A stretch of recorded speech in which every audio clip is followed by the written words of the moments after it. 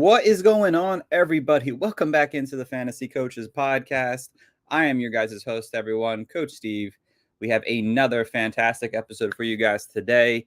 Unfortunately, we're getting a little short on our Thursday night show. Coach Tyler's not here today, but I had to continue to make sure we get you guys as much content as possible.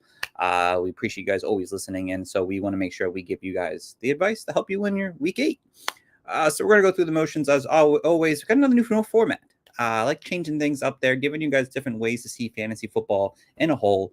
So we're going to go through it. We'll be out of here hopefully within like 35, 40 minutes, and then you guys can get on with your day. But if you have any fantasy questions, please feel free to always tune into the YouTube channel and ask your questions as we are going live, so you can get all the advice you need. So let's go through the motions here. So starting off at the top here, we have the Miami Dolphins going up against the Arizona Cardinals. On the Miami Dolphins side of the ball here, Tua Tagovailoa, it looks like he's back playing in Week 8, which is fantastic. As a Dolphins fan, I love that. But in a general sense for fantasy football, you can go ahead and start him. I think him coming back, he didn't have an injury in terms of physical injury in terms of his body.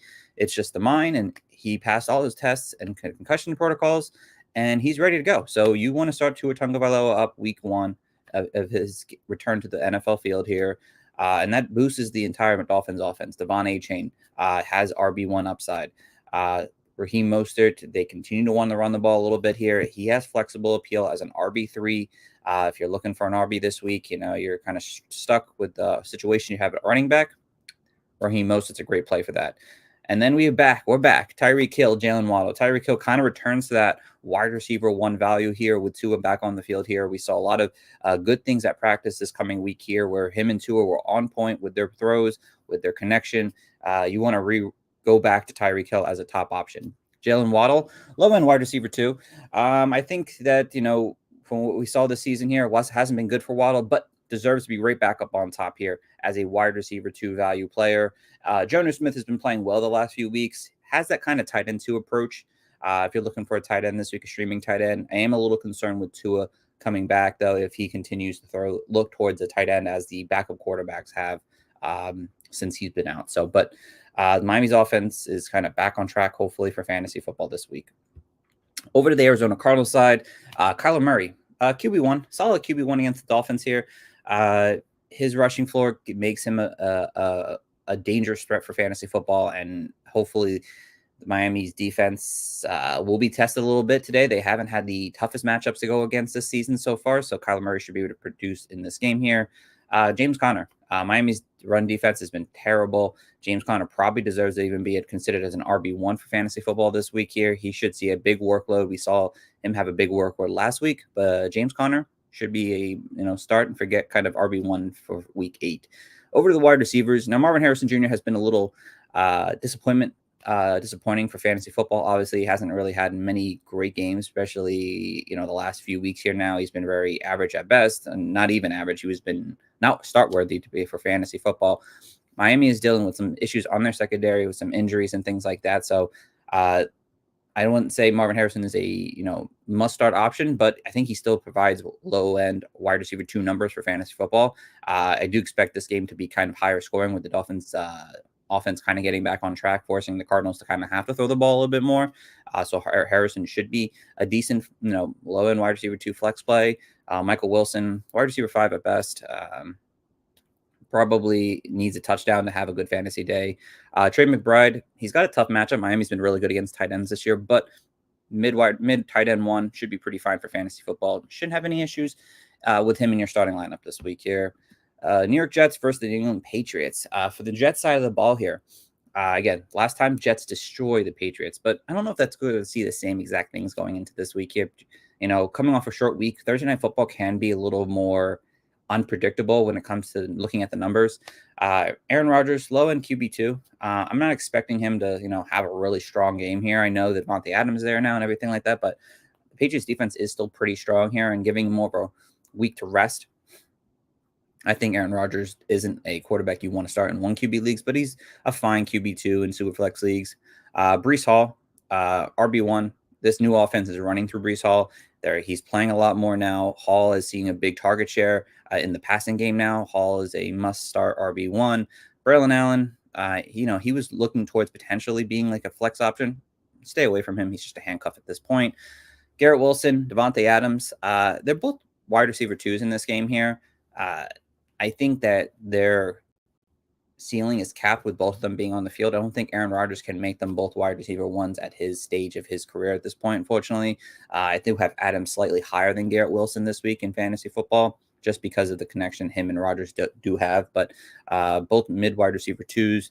Allen Lazard, wide receiver 5 if he plays. He is doubtful for this game, so he may not play in this game. This actually might help both Garrett Wilson and Devontae Adams, because I don't think Aaron Rodgers is going to throw the ball to Mike Williams at all. And Tyler Conklin, mid tight end 2. He's fine. He had a really good game last time against the Patriots. But again, since there's no bye weeks this week, everyone's playing. Conklin's kind of like an afterthought for me and for tight ends. So on the Patriots side of the ball, Drake May, I like his upside as a low end QB2.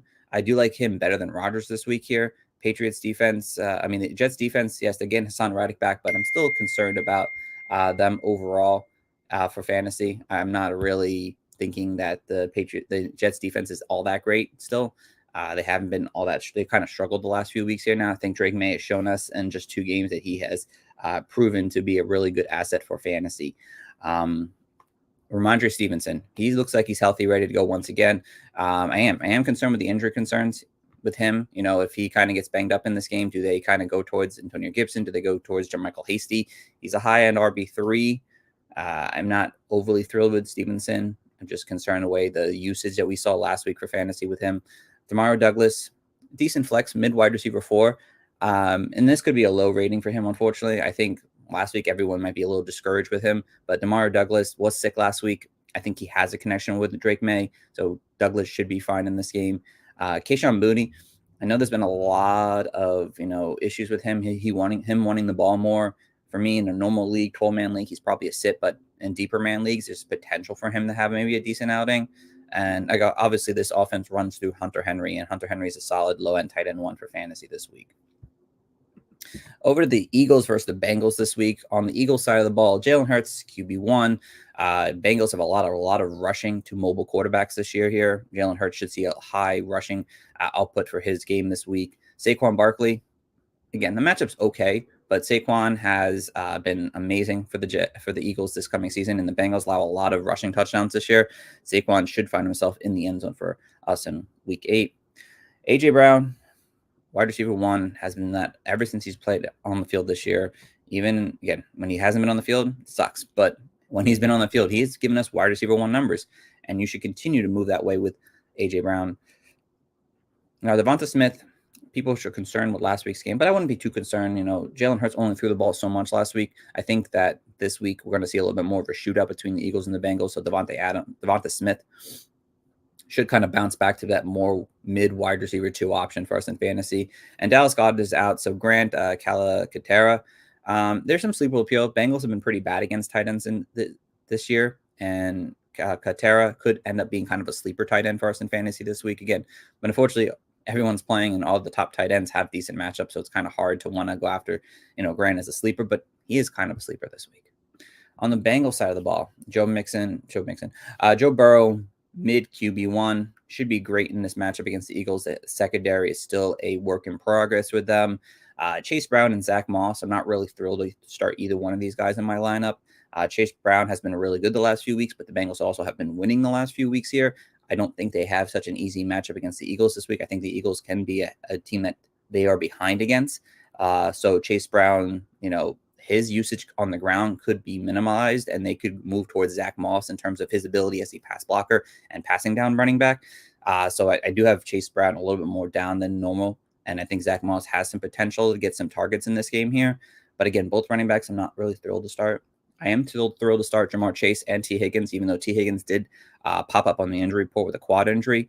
As long as he's playing on the field here, I think both of these wide receivers are fantastic starts for your fantasy lineups here. But again, if T. Higgins misses, Andres Icklebush, he's a sit right now, but if Higgins was out, he becomes some kind of a flexible option for us in fantasy.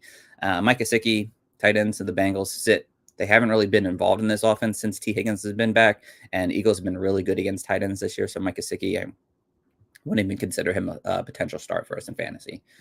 Packers Jaguars. This one's fun. This one should hopefully be high scoring. Jordan Love obviously has been a high QB1 all season. Continue to start Jordan Love with confidence.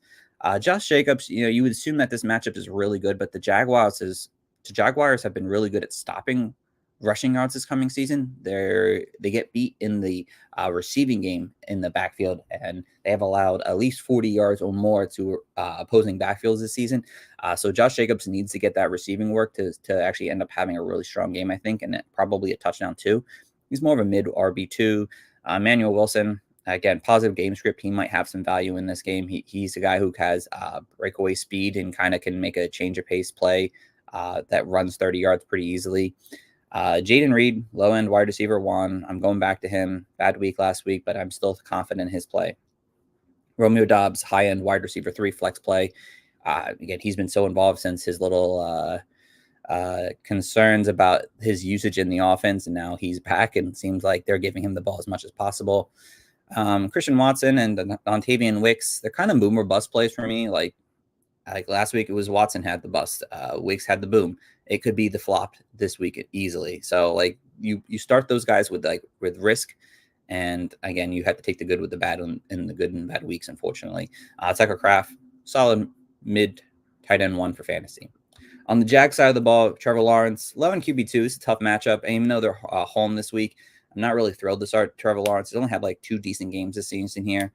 I'm not really trying to get him in my lineup at all, even in Superflex leagues. Tank Bigsby, high-end RB3.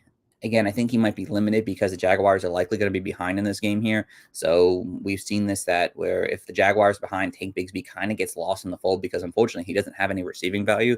This might make Travis Etienne, again, game time decision, a little bit more valuable for us in fantasy this week if the Jaguars fall behind because of his receiving skill set.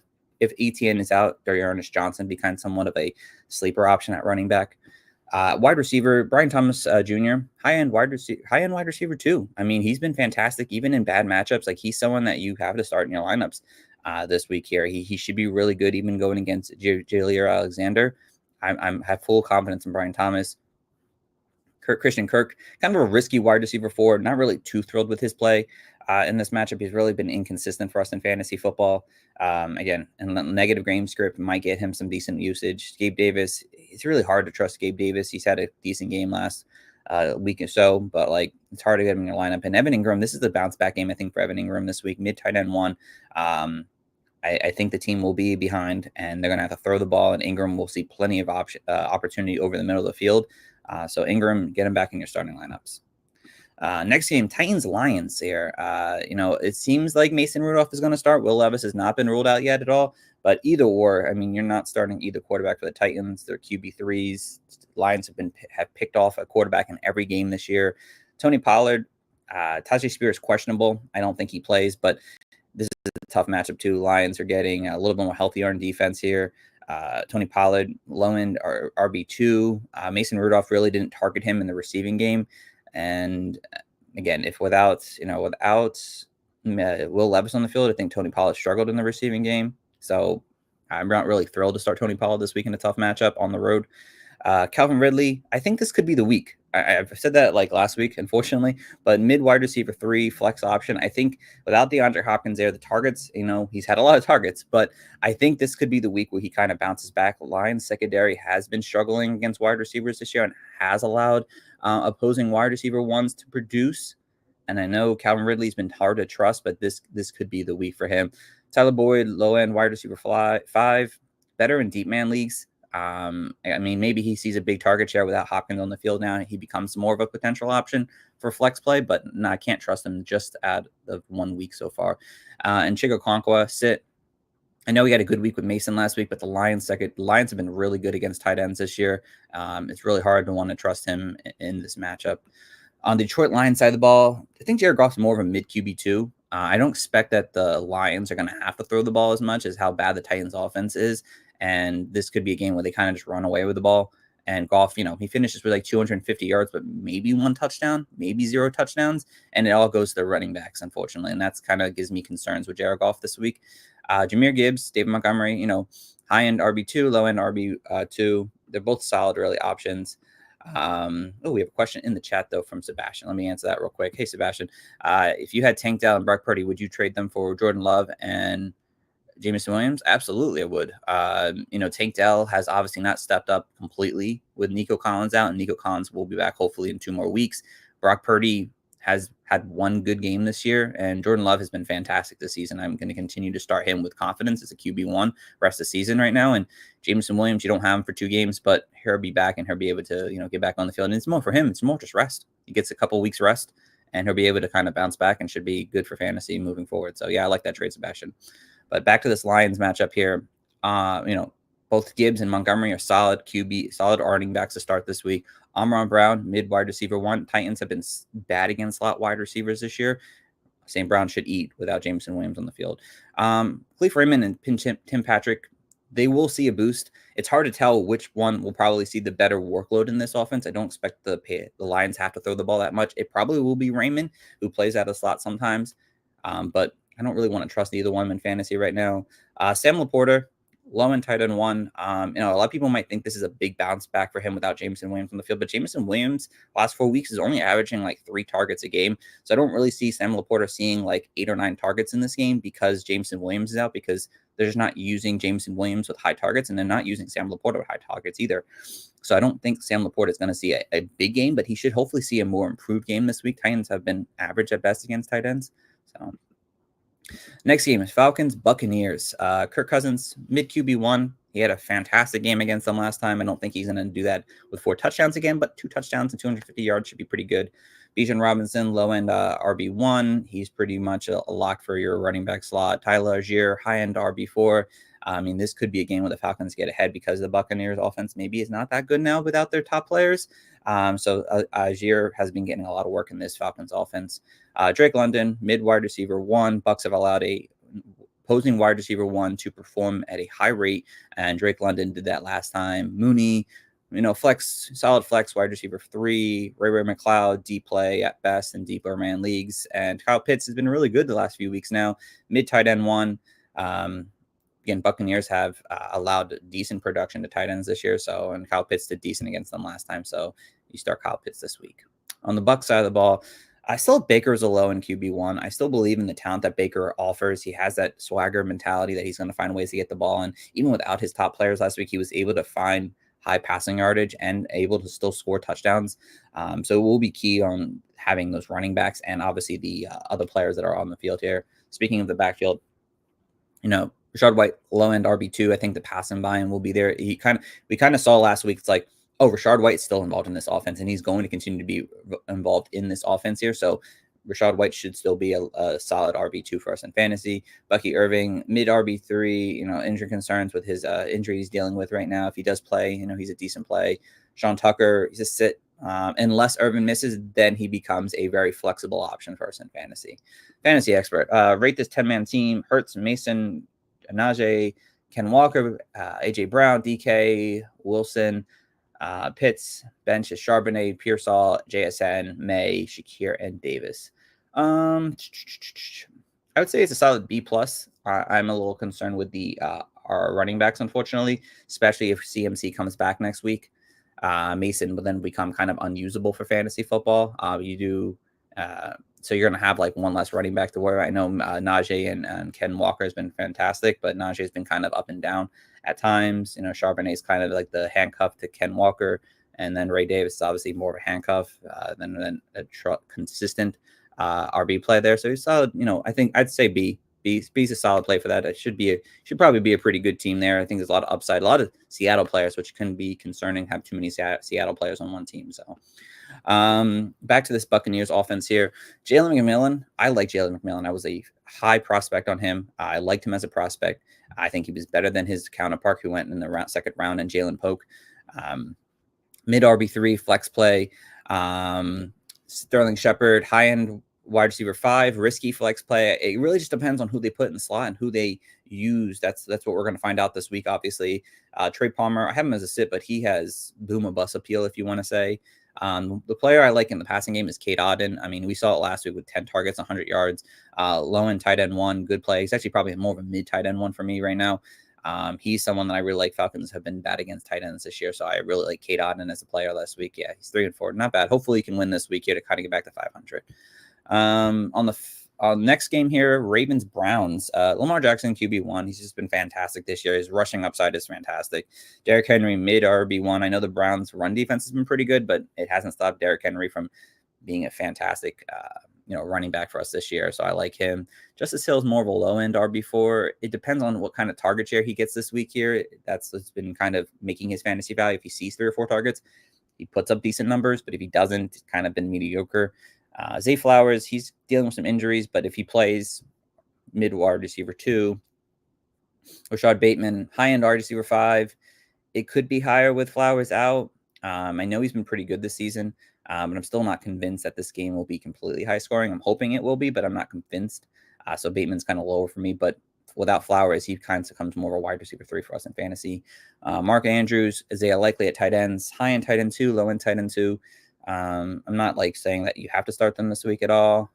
They both could be higher in terms of like Mark Andrews being a low end tight end 1 and Likely being more of a mid tight end 2 with Flowers out, but that will depend if Flowers doesn't play this week.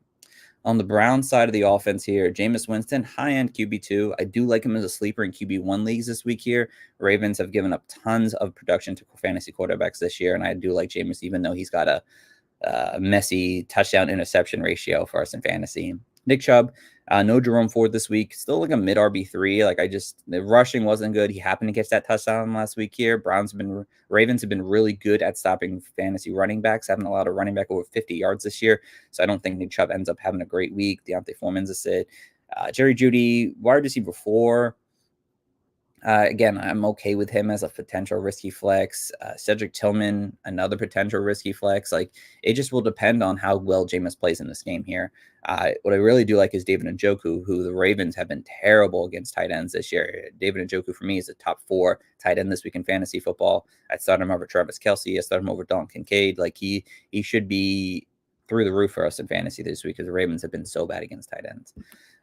Colts, Texans. Anthony Richardson's more of like a mid QB2. It's really hard to trust him. I know he has a rushing upside, but there's no passing value that you see like in Jackson and Murray. The passing volume is just really like concerning. Again, hopefully another week out of the injury. Hopefully he's a little bit better for us in fantasy, but it's hard to trust. Jonathan Taylor coming off injury, low end RB2. Maybe this is what Anthony Richardson needs to have him and Taylor in that backfield to have more of a consistent run game because Trey Sherman definitely wasn't out the answer there, but hopefully Jonathan Taylor can kind of bounce back in this game. He's a decent play. Michael Pittman, decent flex. Josh Downs, wide receiver 4. Fun fact that Josh Downs has never had more than 7 fantasy points with Anthony Richardson playing a full game, so it's really hard to trust Josh Downs. Alec Pierce, boomer bust option. It really just depends if him and Anthony Richardson gets a long touchdown, because that's what made his fantasy value this year is these long, they're 40-plus yard touchdowns that Pierce has had this year. And then Mo Alley Cox is sit. You don't want to start a tight end in the Colts. On the Houston side of the ball, CJ Stroud, low-end QB1. I know he's been a little struggling in terms of fantasy production, but he should be able to bounce back. He had a good game last time against the Colts in at home this time, so I'm okay with that. Joe Mixon, true RB1. Start him in your fantasy lineups. Stephon Diggs, I think Diggs bounces back this week as well with Stroud, and he comes more of a mid-wide receiver 1 for us in fantasy. Tank Dell is a flex option. I have a little concerns with Tank Dell, but flex option. Hopefully he can bounce back. And then Dalton Schultz, high end tight end 2. Colts have been bad against tight ends this year, so hopefully Schultz can kind of get something going for us this season. Saints Chargers. Spencer Rattler is scheduled to start for us this week. QB3. I'm not really trusting him in fantasy lineups, even in super flex leagues. Alvin Kamara. We saw it last week. It was just like the offense does not look good without Derek Carr playing a full game. For me, Kamara's like a high end QB2. Hopefully RB2. Hopefully he can kind of get us. Get some more receptions this week here and maybe play the full game because last week was not good. Chris Olave hopefully is returning this week here. Mid wide receiver 3. Again, I'm concerned with the quarterback situation here. Spencer Rattler did not look that good, and the Chargers defense is really good. Bud Means, just sit him. Jawan Johnson, low end tight end 2. Again, Foster Moreau probably is a little bit better, but I mean, it's just hard to want to trust these tight ends. I mean, they both have upside in terms of deeper man leagues. And then Taysom Hill could ruin everything by being back this week here. And that's why I kind of have Alvin Kamara is kind of a lower, because I could see Taysom Hill seeing a lot of work at quarterback per se this week here and stealing touchdowns and just being a mess for this Saints team here. On the flip side, Justin Herbert, QB3 sit. Saints secondary is still really good, and Justin Herbert hasn't had more than 15 fantasy points in a game this year. This isn't the game where he balls out. This is a run game. That's why J.K. Dobbins is a solid low-end RB1 for us in fantasy. That's why Kamai Vidal is an RB4 that has upside due to the game script. Ladd McConkey, he's dealing with an injury. Wide receiver 3 flex, getting 50 yards in most games this year. Not great, but not bad either. Josh Palmer had himself a decent game. Quentin Johnston might be missing again. He is doubtful for this game, so Palmer might have some value as in a wide receiver 5.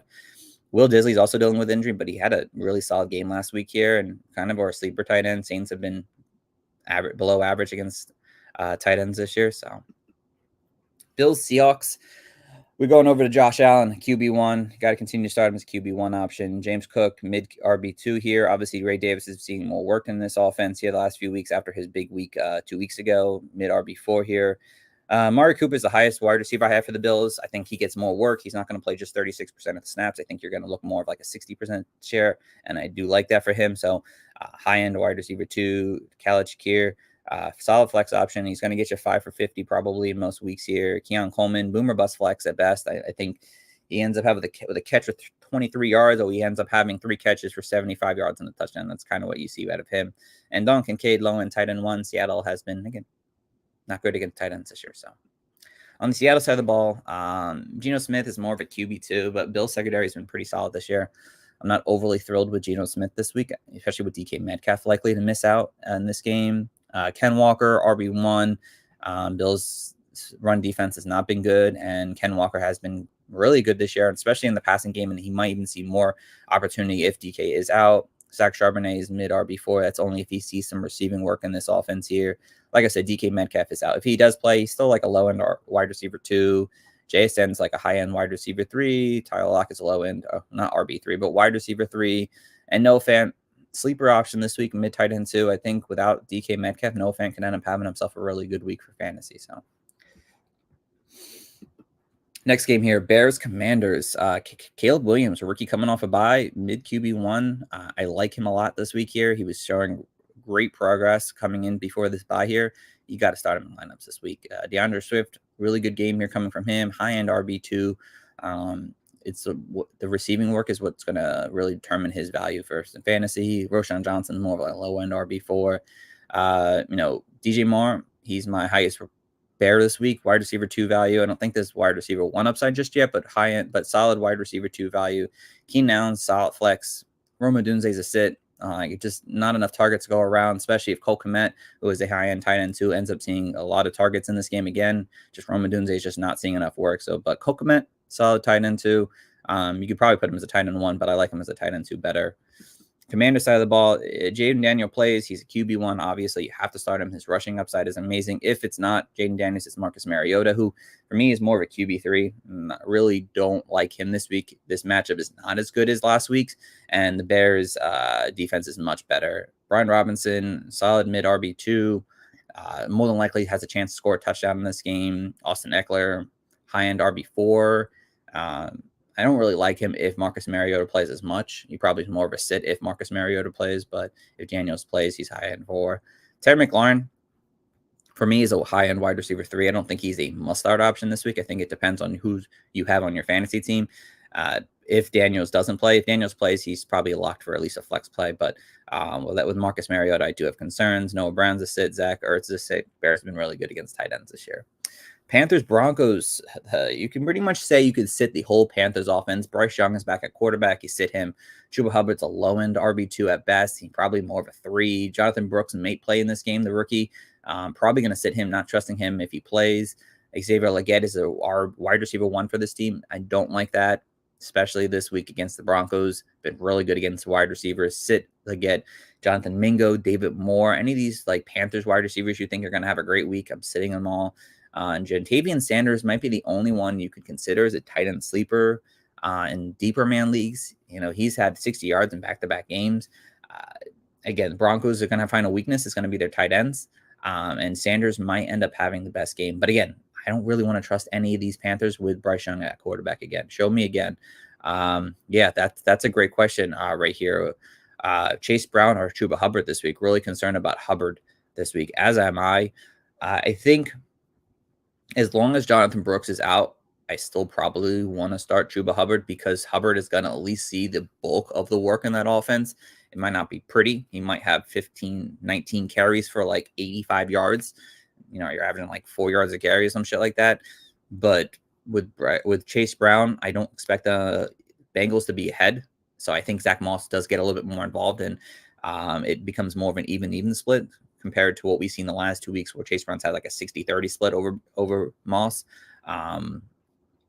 I personally would start at Chuba Hubbard still. I have Chase Brown lower in my rankings. I think Chuba, just based on volume alone, will be enough for me to want to consider him over Chase Brown this week. That's kind of how I see it. Broncos side of the ball, Bo Nix, solid QB2. I like him in Superflex leagues a lot. The rushing upside that he offers. Panthers have been really terrible, giving up lots of touchdowns to quarterbacks this year. Bo Nix is a solid sleeper. Javonte Williams, start him up. You started him last week. You start him again this week. Panthers have been terrible against running backs this year. Javonte Williams is a must-start option. Jalen McLaughlin kind of has some sleeper PRs in RB4 if they want to use the run game even more this week here. Audric Estime in deeper man leagues, that's a name to know. If you're looking for like a dart throw play. Cortland Sutton, solid flex. Panthers have given up wide receiver 15 or better numbers to opposing wide receiver ones, but I am concerned about this passing offense that Cortland Sutton doesn't get there, but should be a solid flex. Troy Franklin, the rookie deep sleeper with his connection with Bo Nix. Devontae Beal is a sit. Lucas Curl, tight end sleeper. Again, I don't know if the passing game is going to be that high, if they're going to run the ball a lot, but they have a favorable matchup all around on this Broncos offense. So, Kansas City Raiders. Pat Mahomes is QB2. I wouldn't start him in QB1 leagues this week. You think the Raiders it's an eat cake matchup, but the Raiders have been really good against tight ends this year. Tight ends, quarterbacks. They've stopped fantasy quarterbacks from producing, and maybe it could be because of their run game, but quarterbacks that really just don't produce against the Raiders, and I don't think Mahomes is going to just magically start being a top 5 fantasy quarterback with DeAndre Hopkins on the field. What this game is going to be Kareem Hunt running the ball plenty in this game here. Is a solid RB1 first in fantasy. Samaje Perine, probably a sit. I don't think he sees the workload on the ground. DeAndre Hopkins, he's more of a risky flex. Does he play the full game? I don't know if he plays the full game. I know we said that about Puka. I said that about Puka this week, coming off injury, he's not playing, and he just kills us.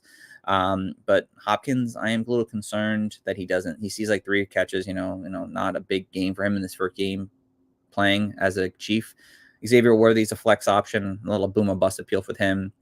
Travis Kelce's a low end tight end 1. I don't think he's a must start option this week. I don't think he's been a must start option all season, but I think if you have a different direction and you want to go with tight end, I think Kelce could be considered a sit.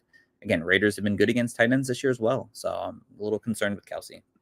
On the Raiders side of the ball, sitting Gardner Minshew. Don't want to trust Gardner Minshew in this game here. I didn't put anything for Alexander Madison, but he's like an RB3. Tough matchup. I think he sees the workload and the passing volume. I think I'd consider him over like guys like maybe Chase Brown, maybe Chuba Hubbard, just because his volume that he's seen in this offense and the receiving work that he's seeing in the offense is enough for me to trust him. Samir White, sitting him. Jacoby Myers is a risky wide receiver 4. Coming off an injury. Trey Tucker, not starting him. Only one I really want to start from the Raiders is Brock Bowers as a true tight end 1. Chiefs have been bad against tight ends. They've allowed 4 tight ends over 60 yards this year. Brock Bowers has been fantastic for fantasy, so he's a must-start option for me still. Cowboys 49ers now. Sunday Night Football. Dak Prescott, QB2 Superflex League. He should be fine. I'm hoping that he ends up finding his little rhythm with CeeDee Lamb this week here. Rico Dwindle, high-end RB3, better for PPR leagues. He's got like 10 fantasy points in 4 straight games at least, so he's been a little bit of a quiet sleeper for us in fantasy. Zeke, sitting him. We could see Dalvin Cook in this game, but I'm not trusting Dalvin Cook if he ends up being active for this game. He might just take Zeke's role as that bruiser back. CeeDee Lamb, wide receiver 1. Jalen Tolbert, risky flex. Jake Ferguson, low end tight end 1. I'm hoping this game becomes somewhat of a shootout, hopefully, but probably not. But Dak should hopefully have a better game with all his weapons here. 49ers, Brock Purdy's a QB2. I'm a little concerned if Debo doesn't play. And he's got George Kittle, who's also banged up. And then having Ricky Pearsall as your wide receiver 1 doesn't sound great. I also believe that this is a game where The 49ers say, all right, Jordan Mason, we're going to run you into the ground this week because we're getting CMC back in 2 weeks here. So this is going to be your game. And I think this is a Jordan Mason RB1 game for us this week here after having a couple mediocre games the last few weeks. Deebo Samuel, if he plays, low end wide receiver 2. Ricky Pearsall's a risky flex play. George Kittle's the high end tight end 1. Giants, Steelers, Monday Night Football. I'm sitting Daniel Jones this week here. Steelers have been decent against fantasy quarterbacks this year, and I just don't think Daniel Jones can do all that much, even on the road. I know he plays a little bit better on the road, but I'm still sitting him. Tyrone Tracy, low-end RB3 flex. Again, Steelers have been solid against the running game. Devin Singletary's a low-end RB4. Malik Neighbors is the only one I probably really want to start. Wide receiver 1 still. I'm still trusting him in this game here. I still believe he gets his targets in this offense here and still is able to thrive. Wan'Dale Robinson, high-end wide receiver 4, better for PPR leagues. Darius Slay and sit. The Steelers have been actually bad against tight ends, but Theo Johnson has seen his target share kind of fluctuate all season. Deep sleeper. Wouldn't be surprised if he does a good game. Wouldn't be surprised if he has a 0-catch game. Steelers side of the ball, Russell Wilson, low-end QB2, better for Superflex leagues. Najee Harris, low-end RB2. Giants' run defense have been a little bit concerning the last few weeks here. I think he'll be fine. Najee Harris has been a little bit better in the last few weeks here, so I'm okay with him. Jalen Warren is going to continue to see more work, high-end RB4. Giants have allowed opposing wide receiver 1s, a wide receiver 2 number production or better. So George Pickens for me is a solid wide receiver 2 for us in fantasy. He showed that he has a connection with Russell Wilson, and Russell Wilson is better for his game. Calvin Austin's a sits. Pat Freiermuth is a low end or tight end 2. Bad matchup. Giants have been good against tight ends this year. So, but that is all 32 teams, guys. Hope you guys enjoyed it. I hope you like the new format. If you like a different format, let me know. We do different things. Sometimes we've done it with both games on the same slide. Sometimes we've done it by position. But whatever you guys want, we're here to help you guys out. But we appreciate you guys for listening. And as always, guys, the fantasy coaches are here to help you guys win championships with the best possible fantasy advice as possible here. Again, getting all these games in under 40 minutes is pretty good for me to do. Me talking a lot, definitely not fun, but Coach Tyler will be back hopefully next week. So if you're listening live on our YouTube channel, we appreciate it. As always, we'll be here every Monday and most times Thursdays, 6 p.m. Eastern Standard Time. But we will definitely be back on Monday to talk waiver wires and things that we saw from week 8.